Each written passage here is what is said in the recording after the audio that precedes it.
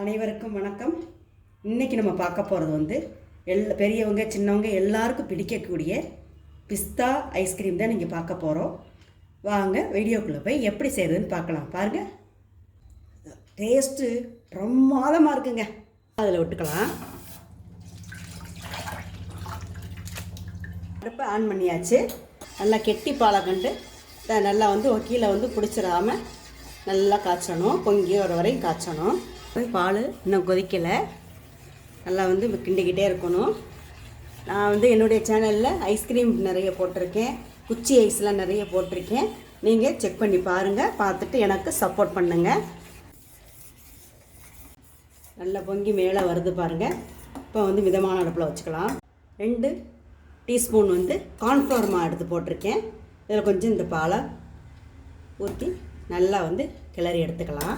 Cornflour நம்ம கரைச்சி வச்சோம்ல, அந்த இதில் வந்து இதில் விட்டுறணும். விடாமல் கிளறணும், கட்டி ஆகிடும்.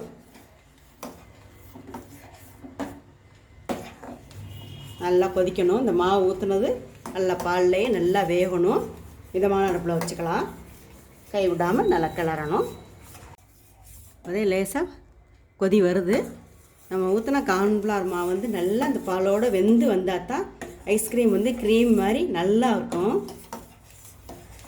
வேணால் சர்க்கரை போட்டுக்கலாம். நமக்கு எப்படி சர்க்கரை வேணுமோ, ஸ்வீட் வேணுமோ அதுக்கு தகுந்த மாதிரி போட்டு. நல்லா கொதிக்குது பாருங்கள், நல்லா கொதிக்குது. இந்த அளவுக்கு நல்லா கெட்டி ஆகிடுச்சு பாருங்கள். இப்போ நம்ம அடுப்பு ஆஃப் பண்ணிடலாம். கீழே இறக்கி வச்சு ஆறட்டும். கீழே இறக்கி வச்சுட்டேன் பாருங்கள்.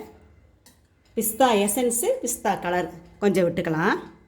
இறக்கி வச்சுட்டு தான் கலர் எதுவும் எந்த கலருமே விடணுங்க. இன்னும் ஒரு துளி விட்டுக்கிறேன். நல்லா மிக்ஸ் பண்ணலாம். பொதுவாக எல்லாருக்குமே நல்லா ஒரு இந்த பிஸ்தா கலரும் பிடிக்கும். இப்போ நம்ம ஊற்றுனது நல்லா வந்து மிக்ஸ் ஆகிடுச்சு பாருங்கள். எல்லா பக்கமுமே மிக்ஸ் ஆகிடுச்சு. இப்போ இது வந்து கொஞ்சம் ஆறட்டும். நல்லா ஆறிடுச்சு பாருங்கள். எவ்வளோ திக்காக வந்துடுச்சு. முதல்ல எவ்வளோ திக்காக இருந்துச்சு, இப்போ எவ்வளோ திக்காக இருக்குது பாருங்கள். இப்போ மிக்சர் ஜார் ஒன்று எடுத்துகிட்டு இதில் அதை ஊற்றியாச்சு பாருங்கள். இப்போ மிக்சியில் ஒரு அடி அடிச்சுட்டு பார்க்கலாம். அடித்தாச்சு பாருங்கள். இப்போ எது வீட்டில் இருக்கோ அந்த பாக்ஸில் இதை ஊற்றி வச்சிடணும். இப்போ ஒரு மூடி போட்டு நல்லா க்ளோஸ் பண்ணிடலாம். நல்லா ஏர் போகாமல் நல்ல ஒரு பாக்ஸாக இருக்கணுங்க. அவ்வளோதாங்க, மூடியாச்சு. இப்போ 2 மணி நேரம் ஃப்ரீஜரில் வச்சுட்டு பார்க்கலாம். பாருங்கள், ஒரு 3 மணி நேரம் ஆயிடுச்சு நம்ம ஃப்ரிட்ஜில் வச்சு. இப்போ எப்படி இருக்குன்னு பாருங்கள். பாருங்கள், இன்னும் கொஞ்சம் எல்லாத்தையும் பண்ணிவிட்டு அதில் எடுத்து போடுங்க.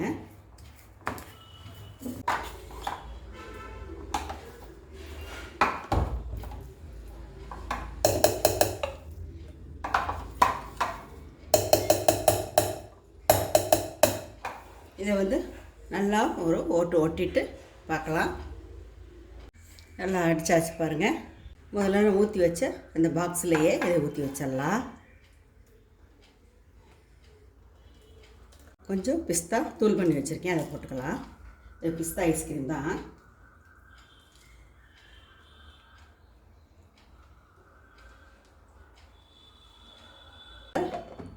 மூடியை போட்டு நல்லா மூடி 8 மணி நேரம் வைக்கலாம். ஓவர் நைட்டு வைக்கலாம்.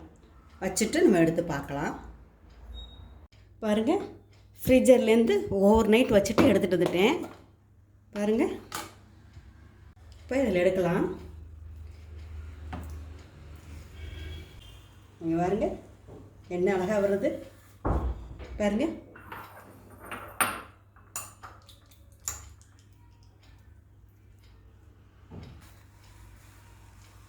பிஸ்தா ஐஸ்கிரீம் எவ்வளோ அழகாக வருது பாருங்கள். அப்படி கடையில் வாங்குறது போல் இருக்குது பாருங்கள்.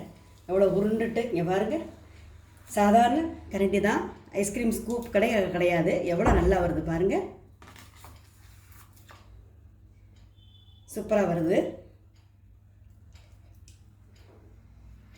இப்போ இது மேலே கொஞ்சம் ஐஸ்கிரீம், இது மேலே பிஸ்தா தூள் பண்ணி வச்சுருக்கேன், போட்டுக்கலாம். சூப்பரான எம்மியான பிஸ்தா ஐஸ்கிரீம் ரெடி பண்ணிட்டோம்.